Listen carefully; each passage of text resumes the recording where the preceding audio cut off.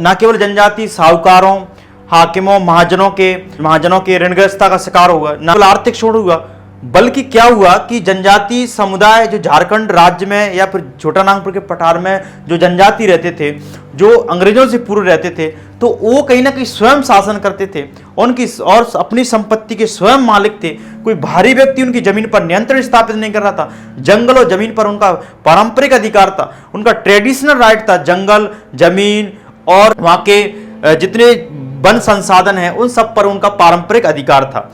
तो यहाँ पे क्या हुआ कि उनकी ये कृषि पद्धति थी, पारंपरिक कृषि पद्धति, मुंडाओं की, खासकर मुंडाओं की छोटा नागपुर पठार में रहते थे, उनकी जंगलों में खूट पद्धति जो कृषि पद्धति थी वो सामूहिक कृषि पद्धति थी। तो यानी कि संपूर्ण संपत्ति कलेक्टिव रूप से कलेक्टिव उनकी जो है उनका पार्टिसिपेशन था, उनकी संपत्ति पर सामूहिक नियंत्रण था, किसी पर्सनल संपत्ति नहीं थी, कोई व्यक्तिगत संपत्ति नहीं थी। तो ब्रिटिश सरकार ने क्या किया कि स्थायी बंदोबस्त पॉलिसी अपनाकर, यानी कि जो भू राजस्व व्यवस्था को अपनाकर उनकी संपत्ति, इनकी खूट खट्टी जो कृषि पद्धति थी उस पर क्या किया, पाबंदी लगा दी। उस पर क्या पाबंदी लगा दी, उन पर रिस्ट्रिक्शन लगा दी, उस पर बैन लगा दिए। तो कहीं ना कहीं अब वो खेती जो उनकी जो कृषि थी, यानी कि जो उनके कृषि अधिकार था, अमुक स्वामित्व पर आधारित थी, वो कृषि पर प्रतिबंध होने से क्या हुआ कि उनकी कृषि अब व्यक्तिगत संपत्ति पर, यानी कि निजी स्वामित्व पर, यानी कि व्यक्तिगत संपत्ति पर तब्दील हो गई, क्योंकि उनकी संपत्ति पर बाहरी व्यक्तियों का नियंत्रण स्थापित हो गया। क्योंकि पहले तो वो संपत्ति के स्वयं मालिक थे, अब उनकी संपत्ति पर दिक्कू जमींदार, यानी कि बाहर से आने वाले जमींदारों, यानी कि ब्रिटिश सरकार के द्वारा बनाए गए लोगों का शासन स्थापित हो गया।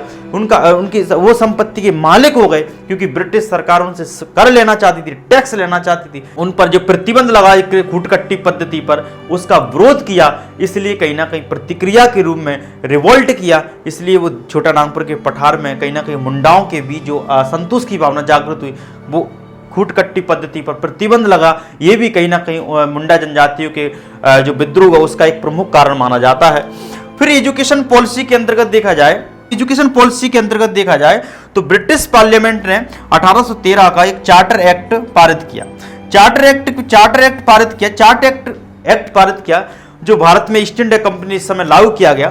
तो इसमें क्या किया गया कि जो भारत में कंपनी से कहा गया, ईस्ट इंडिया कंपनी से कहा गया कि भारत में कि वो 1 लाख रुपए भारत में शिक्षा के प्रसार के लिए करेगी, यानी कि एजुकेशन पर खर्च करेगी, शिक्षा के प्रचार प्रसार के लिए, यानी कि भारतीय लोगों को शिक्षित करने के लिए 1 लाख रुपए जो है शिक्षा पर खर्च करेगी प्रत्येक वर्ष। एनुअल जो है ईस्ट इंडिया कंपनी जो है, ये इस चार्टर एक्ट में ये प्रोविजंस किया गया था, ये प्रोविजंस किया, प्रावधान किया कि ईस्ट इंडिया कंपनी जो है शिक्षा पर जो है 1 लाख रुपए प्रति वर्ष खर्च करेगी। और दूसरा प्रावधान ये था कि भारत में ईसाई मिशनरी थे, उन्हें भारत में धर्म का प्रचार करने का अधिकार मिल गया, धर्म का प्रचार प्रसार करने का उनको लीगल राइट मिल गया। अब भारत में ईसाई मिशनरी यूरोप से आकर भारत में बड़े स्तर पर न केवल अपने धर्म का परिवर्तन करेंगे और बल्कि स्तर पर अपने शैक्षणिक संस्थान खोलेंगे, धार्मिक शैक्षणिक संस्थान खोलकर लोग अपने धर्म का प्रचार, न केवल धर्म का प्रचार प्रसार करेंगे बल्कि बड़े स्तर पर धर्मांतरण करेंगे भारतीय लोगों का। और उस किया उन्होंने जनजाति लोगों का, जैसे मुंडा जनजाति, ना केवल मुंडा जनजाति, बहुत सी जनजातियों को ईसाई धर्म में कन्वर्ट किया। यहाँ तक कि बिरसा मुंडा जी को भी कहीं ना कहीं धर्म परिवर्तन, जब स्कूल में जर्मन जो मिशनरी जो स्कूल था उसमें जब स्कूल में वो दाखिला लिया तो उनको भी कहीं ना कहीं अपना धर्म परिवर्तन किया। और धर्म परिवर्तन करके उनका नाम जो है उनका जो है नाम डेविड पड़ा, क्योंकि उन्होंने अपने धर्म को छोड़कर, हिंदू धर्म को छोड़कर उनको क्रिश्चियन धर्म अपनाना पड़ा, इसलिए उनका नाम डेविड रखा और डेविड के नाम से उनका स्कूल में एडमिशन रखा। इसलिए कहीं ना कहीं उन्होंने बड़े स्तर पर धर्म परिवर्तन का जो है अपना काम किया ईसाई मिशनरियों ने।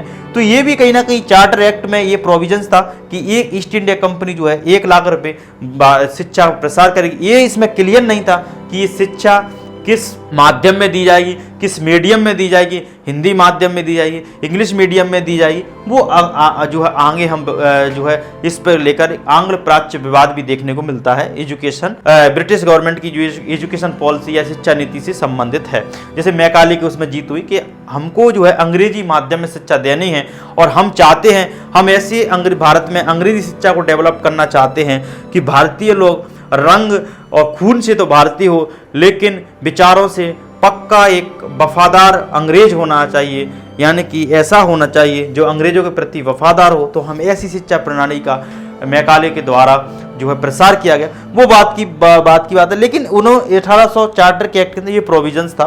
दूसरा प्रोविजंस था कि ईसाई मिशनरियों को भारत में धर्म का प्रचार प्रसार करने का उनको लीगल राइट मिल गया। अब यूरोप से आकर, इंग्लैंड से आकर, लंदन से आकर कोई भी मिशनरी भारत में जो अपने धर्म का प्रचार कर सकती है, तो भी कहीं ना कहीं स्त्री जनजातियों का अस्मिता पर, उनके अस्तित्व पर खतरा पड़ा, उनकी धार्मिक भावना बढ़ गई। से पहले ही बताया मैंने कि बिरसा मुंडा जब स्कूल में एक ईसाई जर्मन जो है मिशन स्कूल में एडमिशन लेने गए तो उनको धर्म परिवर्तन करने के लिए बाध्य किया। उनसे कहा कि आप जब तक आप धर्म परिवर्तन नहीं करेंगे तब तक आपको इस स्कूल में एडमिशन नहीं मिलेगा। इसलिए अपना धर्म परिवर्तन किया बिरसा मुंडा जी ने और उनको डेविड नाम से एडमिशन लिया। लेकिन 2-3 साल के अंदर ही उन्होंने स्कूल को छोड़ दिया। वो समझ चुके थे, ब्रिटिश गवर्नमेंट की संपूर्ण औपनिवेशिक नीतियों को समझ चुके थे कि ये हमारे हित में नहीं है, ये अपने औपनिवेशिक हित पूरा करना चाहते हैं, क्योंकि ये हम सब लोगों को धर्म परिवर्तन करने के लिए बाध्य कर रहे हैं और अपने औपनिवेशिक हित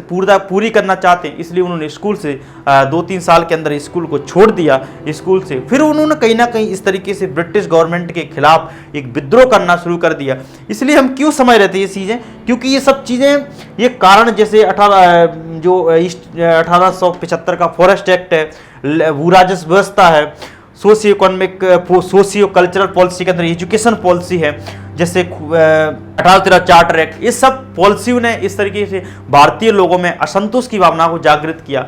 मुंडा विद्रोह या फिर जनजाति विद्रोह, किसान विद्रोह के रूप में देखने को मिलती है। अब हम इन्हें अब जो है बिरसा मुंडा जी को विस्तार से समझते हैं कि उन्होंने क्या संघर्ष किया कि वो व्यक्ति आज 25 साल की उम्र में, ना केवल 25 की छोटी सी उम्र में, वो व्यक्ति एक महान शख्सियत बन गया इस हिंदुस्तान में। और हमेशा के लिए वो व्यक्ति एक कहीं ना कहीं ये बड़ी बात है कि इस देश की संसद में, इस देश की महान सबसे बड़ी पंचायत में उस व्यक्ति का उसका इमेज लगी है। हर व्यक्ति वहाँ से, देश से, हर कोने से, हर कोना का जो प्रतिनिधि है वो बैठता है। उनके एकमात्र जनजाति नायक है कि उनका फोटो लगा है, तो हर भारत के विभिन्न कोनों से आने वाले लोग कहीं ना कहीं ये देखते हैं कि उस व्यक्ति ने महान काम किया। इसी दम पर वो व्यक्ति आज एकमात्र जनजाति व्यक्ति है कि उसका पार्लियामेंट में फोटो लगा है। तो ये बहुत बड़ी बात है उनके लिए। छोटी सी उम्र में हम जैसे लोग कहीं ना कहीं अभी भी संघर्ष कर रहे हैं और 10-10 साल 5-5 संघर्ष के बावजूद भी